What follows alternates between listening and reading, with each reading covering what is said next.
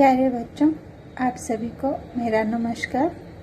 बच्चों, हमने प्रथम सत्र में हमारी पाठ्य पुस्तक गद्य दर्पण और कथा सिंधु के गद्य दर्पण से अब तक 3 पाठ पढ़े, जिनके नाम है भाभी, उत्साह और चरित्र संगठन।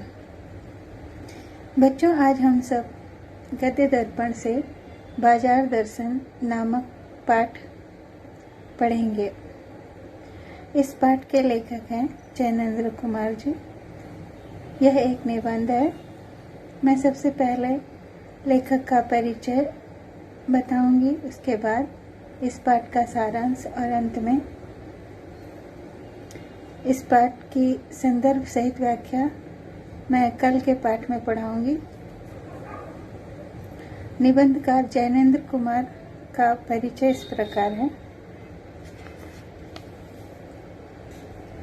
जैनेन्द्र कुमार का जन्म उत्तर प्रदेश के अलीगढ़ जिले के कौड़ियागंज में जनवरी सन 1905 में हुआ। उनके बचपन का नाम आनंदी लाल था। जन्म के 2 साल बाद जब उनके पिता की मृत्यु हुई तो माता और मामा ने उन्हें संभाला। हस्तिनापुर के गुरुकुल से शिक्षा लेते समय उनका नाम जैनेन्द्र कुमार रखा गया। प्रेमचंद के बाद हिंदी के सबसे महत्वपूर्ण कथाकार के रूप में जैनेन्द्र कुमार अत्यंत चर्चित रहे हैं।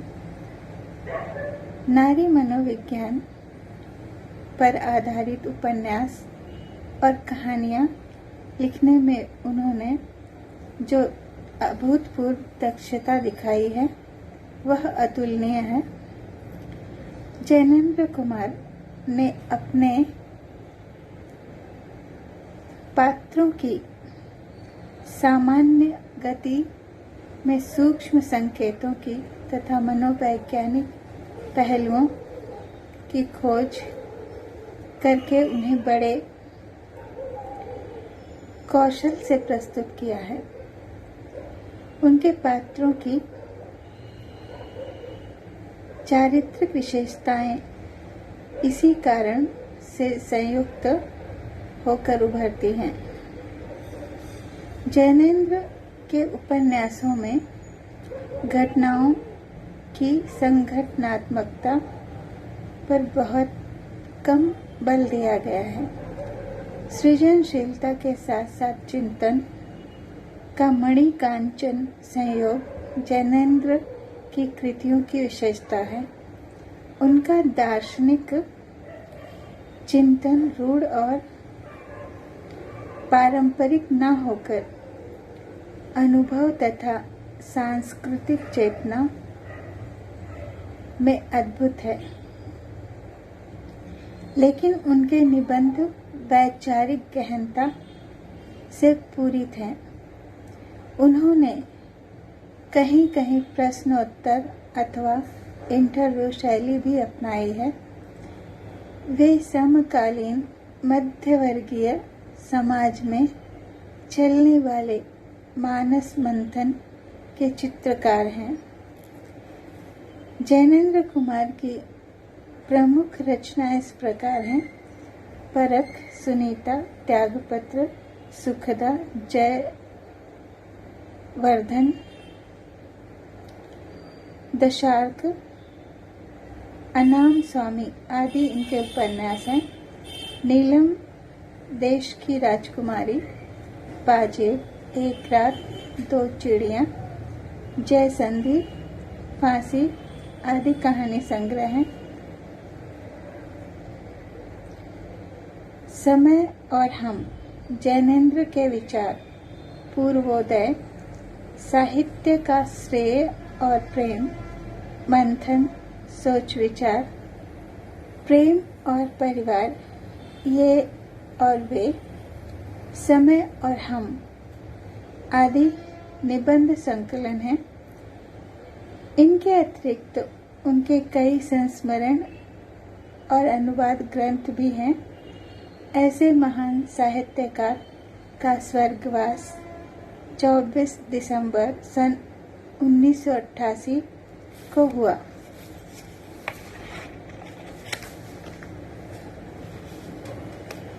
प्रस्तुत निबंध बाजार दर्शन में जैनेंद्र ने समकालीन भौतिकतावादी दृष्टि का मजाक उड़ाया है। आज की जिंदगी में मानो बाजार ही हमारे तमाम कार्यकलाप, रीति रिवाज, आचार विचार आदि को नियंत्रित करते हैं। इसमें हमारा व्यक्तित्व कुंठित हो जाएगा। बाजार में ग्राहक के धन की हानि होती है और माल बेचने वाले का लाभ। इस लाभ के लिए ग्राहकों को आकर्षित कर वे उनका शोषण करते हैं। इस प्रकृति पर भी इसमें प्रकाश डाला गया है। पाठ का सारांश। इस निबंध में लेखक कह रहे हैं कि एक बार की बात है, उनके मित्र बाजार गए तो थे एक मामूली सी चीज लेने पर जब लौटे तो एकदम बहुत से बंडल पास थे। लेखक के पूछने पर उन्होंने कहा कि यह पत्नी की महिमा है। उस महिमा का मैं कायल हूँ। आदि काल से इस विषय में पति की पत्नी की ही प्रमुखता प्रमाणित है और यह व्यक्तित्व का प्रश्न नहीं, स्त्रीत्व का प्रश्न है। स्त्री की माया है। स्त्री माया ना जोड़े तो फिर क्या मैं जोड़ूं? फिर भी यह सच है कि वह यह कि इस बात में पत्नी की ओट ली जाती है। मूल में एक तत्व की महिमा सविशेष है। वह तत्व है मनी वेग, अर्थात पैसे की गर्मी या एनर्जी। वह समान जरूरत की तरफ देखकर बाद में कट नहीं आया, अपनी परचेजिंग पावर के अनुपात में आया। कुछ लोग संयमी भी होते हैं। वे फिजूल सामान को फिजूल समझते हैं। वे पैसा बहाते नहीं। जो बुद्धिमान होते हैं, बुद्धि और संयम पूर्वक वह पैसे जोड़ते जाते हैं। वह पैसे की पावर को इतना निश्चय समझते हैं कि उसके प्रयोग की परीक्षा उन्हें दरकार नहीं है। जब लेखक ने मित्र से कहा कि इतना कुछ नाहक ले आए तो मित्र बोले, कुछ मत पूछो, बाजार है कि शैतान का जाल है। ऐसा सजा कर माल रखते हैं कि कोई बेहया ही होगा जो इस जाल में ना फंसे। लेखक ने मन में कहा, ठीक, बाजार आमंत्रित करता है कि आओ मुझे लूटो और लूटो, सब भूल जाओ, मुझे देखो, मेरा रूप और किसके लिए है? मैं तुम्हारे लिए हूँ। नहीं कुछ चाहते हो तो भी देखने में क्या हर्ज है? अजी आओ भी। इस आमंत्रण में यह खूबी है कि आग्रह नहीं है। आग्रह तिरस्कार जगाता है, लेकिन ऊंचे बाजार का आमंत्रण मूक होता है और उससे चाह जगती है। चाह मतलब अभाव। चौक बाजार में खड़े होकर आदमी को लगने लगता है कि उसके आगे उसके अपने पास काफी नहीं है, और चाहिए और चाहिए। मेरे यहाँ कितना परिमित है और यहाँ कितना अतुलित है। ओह, एक और मित्र की बात है। यह दोपहर के पहले के गए बाजार से कहीं शाम को वापस आए तो खाली हाथ। लेखक ने उनसे पूछा, कहाँ रहे? वे बोले, बाजार देखते रहे। लेखक ने कहा, लाए तो कुछ नहीं? मित्र बोले, हाँ, पर यह समझ न आता था कि ना लूं तो क्या। सभी कुछ तो लेने को जी होता था। कुछ लेने का मतलब था शेष सब कुछ छोड़ देना, पर मैं कुछ भी नहीं छोड़ना चाहता था, इसलिए मैं कुछ भी नहीं ला सका।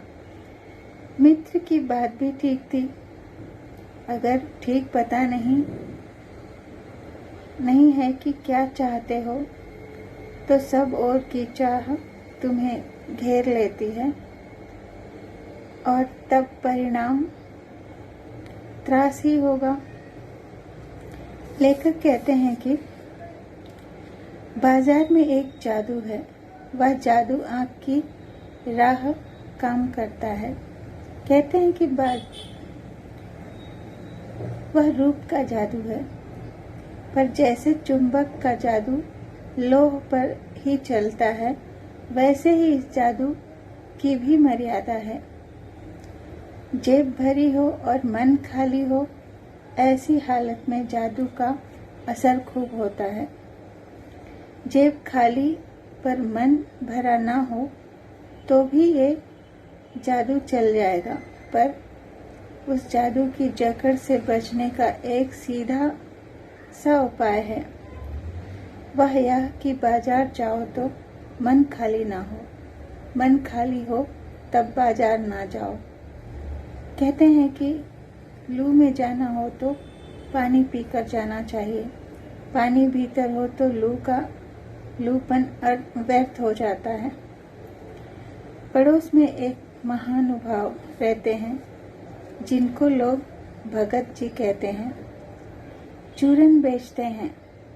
यह काम करते जाने उन्हें कितने बरस हो गए, लेकिन किसी एक भी दिन चूरन से उन्हें 6 आने पैसे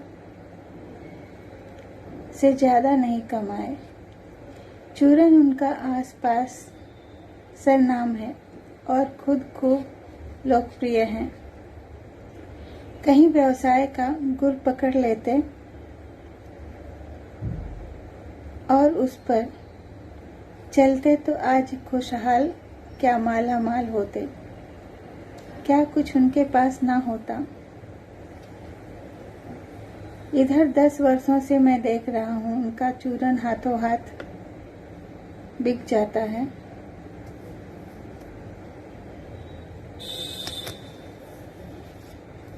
पर वह न उसे थोक देते हैं, न व्यापारियों को बेचते हैं। पेशगी ऑर्डर कोई नहीं लेते। बंधे वक्त पर अपनी चूरन की पेटी लेकर घर से बाहर हुए नहीं कि देखते देखते 4 आने की कमाई उनकी हो जाती है। लोग उनका चूरन लेने को उत्सुक रहते हैं, पर 4 आने पूरे हुए नहीं कि भगत जी बाकी चूरन बालकों को मुफ्त में बांट देते थे। कभी ऐसा नहीं हुआ कि कोई उन्हें 25वां पैसा भी दे सके। कभी चूरन में लापरवाही नहीं हुई, और कभी रोग होता भी मैंने उन्हें नहीं देखा। और तो नहीं, लेकिन इतना मुझे निश्चय मालूम होता है कि इस चूरन वाले भगत जी पर बाजार का जादू नहीं चल सकता। उस अपदार्थ प्राणी को वह प्राप्त है जो हम में से बहुत कम को शायद प्राप्त है, उस पर बाजार का जादू नहीं चलता। माल बिछा रहता है और उसका मन अडिग रहता है। पैसा उससे आगे होकर भीख तक मांगता है कि मुझे लो, लेकिन उसके मन में पैसे पर दया नहीं समाती। वे कहते हैं कि पैसे की व्यंग्य शक्ति सुनिए, वह दारुण है। मैं पैदल चल रहा हूँ कि पास ही धूल उड़ाती निकल गई मोटर। वह क्या निकली मेरे कलेजे को कौंधती एक कठिन व्यंग्य की लीक ही आर से पार हो गई। जैसे किसी ने आंखों में उंगली देकर दिखा दिया हो कि देखो, उसका नाम है मोटर और तुम उससे वंचित हो। यह मुझे अपनी ऐसी विडंबना मालूम होती है कि बस पूछिए नहीं। मैं सोचने को ही आता हूँ कि हाय, यही माँ बाप रह गए थे जिनके यहाँ मैंने जन्म लेने को था। क्यों ना मैं मोटर वालों के यहाँ हुआ। उस व्यंग्य में इतनी शक्ति है कि जरा में मुझे अपने सगों के प्रति कृतज्ञ कर सकती है। लेकिन क्या लोक वैभव की यह व्यंग्य शक्ति उस चूरन वाले अकिंचित कर मनुष्य के आगे चूर चूर होकर नहीं रह जाती? चूर चूर क्यों, कहो पानी पानी। उस भोले भगत को अक्षर ज्ञान तक भी है या नहीं, पर उस पर बाजार का जादू काम नहीं करता। एक बार चूरन वाले भगत जी बाजार में चौक में दिख गए।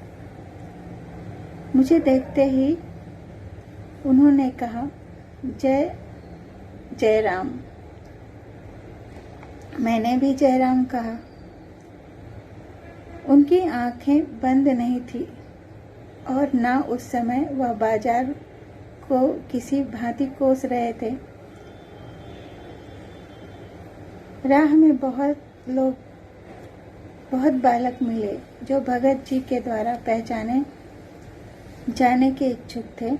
भगत जी ने सबको ही हंसकर पहचाना, सबका अभिवादन लिया। इससे तनिक भी यह नहीं कहा जा सकेगा कि चौक बाजार में होकर उनकी आंखें किसी से कम खुली थी। व्यवहार में पशोपेश उन्हें नहीं था और खोए से खड़े नहीं रह जाते। भांति भांति के बढ़िया माल से चौक भरा पड़ा है। उस सब के प्रति अप्रीति इस भगत के मन में नहीं है, जैसे उस समूचे माल के प्रति भी उनके मन में आशीर्वाद हो सकता है। विद्रोह नहीं, प्रसन्नता ही भीतर है, क्योंकि कोई रिक्त भीतर नहीं है। देखता हूँ कि खुली आंख तुष्ट और मग्न वह चौक बाजार में चले जाते हैं। राह में बड़े बड़े फैंसी स्टोर पड़ते हैं, पर पड़े रह जाते हैं। कहीं भगत नहीं रुकते हैं तो एक छोटी सी पंसारी की दुकान पर रुकते हैं। वहाँ 2-4 अपने काम की चीजें ली और चले जाते हैं। बाजार से हठपूर्वक विमुखता उनमें नहीं है, लेकिन अगर उन्हें जीरा और काला नमक चाहिए तो हमारे चौक बाजार की सत्ता उन्हें उनके लिए तभी तक उपयोगी है जब तक वहाँ जीरा मिलता है। ज़रूरत भर जीरा वहाँ से लिया और फिर सारा चौक उनके लिए आसानी से नहीं के बराबर हो जाता है। वह जानते हैं कि उन्हें चाहिए तो वह है जीरा और नमक। यहाँ मुझे ज्ञात होता है कि बाजार को सार्थकता भी वही मनुष्य देता है जो जानता है कि वह क्या चाहता है, और जो नहीं जानते कि वे क्या चाहते हैं, अपनी परचेजिंग पावर के गर्व में अपने पैसे से केवल एक विनाशक शक्ति, शैतानी शक्ति, व्यंग्य की शक्ति ही बाजार को देते हैं। ना तो वे बाजार से लाभ उठा सकते हैं, ना बाजार को सच्चा लाभ दे सकते हैं। वे लोग बाजार का बाजारूपन बढ़ाते हैं, जिसका मतलब है कि कपट बढ़ाते हैं। कपट की बढ़ती का अर्थ है परस्पर सद्भाव की घटी। इस सद्भाव के ह्रास पर आदमी आपस में भाई भाई और सुहृद और पड़ोसी फिर रह ही नहीं जाते, और आपस में वे ग्राहक और बेचक की तरह आकर व्यवहार करते हैं, मानो दोनों एक दूसरे को ठगने की घात में हों। एक की हानि में दूसरे को अपना लाभ दिखता है, और यह बाजार का ही नहीं बल्कि इतिहास का सत्य माना जाता है। ऐसे बाजार को बीच में लेकर लोगों में आवश्यकताओं का आदान प्रदान नहीं होता, बल्कि शोषण होने लगता है। तब कपट सफल होता है और निष्कपट शिकार होता है। ऐसे बाजार मानवता के लिए विडंबना है, और जो ऐसे बाजार का पोषण करता है, जो उसका शास्त्र बना हुआ है, वह अर्थ है शस्त्र सरासर औंधा है। वह मायावी है, वह मायावी शास्त्र है, वह अर्थ शास्त्र अनीति शास्त्र है। अतः हम देखते हैं कि जब लोग बाजार चाहते हैं तो बाजार उन्हें आकर्षित करता है, जिसके कारण उन्हें उस समय जिस वस्तु की आवश्यकता नहीं होती वह भी वे खरीद लेते हैं। उनके पास जितना पैसा होता है वह सब खर्च करके आ जाते हैं। वह यह नहीं सोचते कि उन्हें जिस वस्तु अर्थात चीज की आवश्यकता है वही खरीदें। कुछ लोग तो इसलिए कुछ नहीं खरीदते क्योंकि उन्हें यह समझ में ही नहीं आता कि वे क्या छोड़ें और क्या खरीदें। उन्हें हर वस्तु पसंद आती है, किंतु उनके पास इतना पैसा नहीं होता, इसलिए वे कुछ नहीं खरीदते। कुछ लोगों को तो भरा हुआ बाजार प्रभावित नहीं कर पाता, और वे केवल अपनी ज़रूरत की चीज़ें लेकर वापस आ जाते हैं। इस प्रकार यह बाजार दर्शन नामक पाठ, जो जैनेन्द्र कुमार द्वारा लिखा गया है, निबंध है, यह पाठ अब यहीं समाप्त होता है।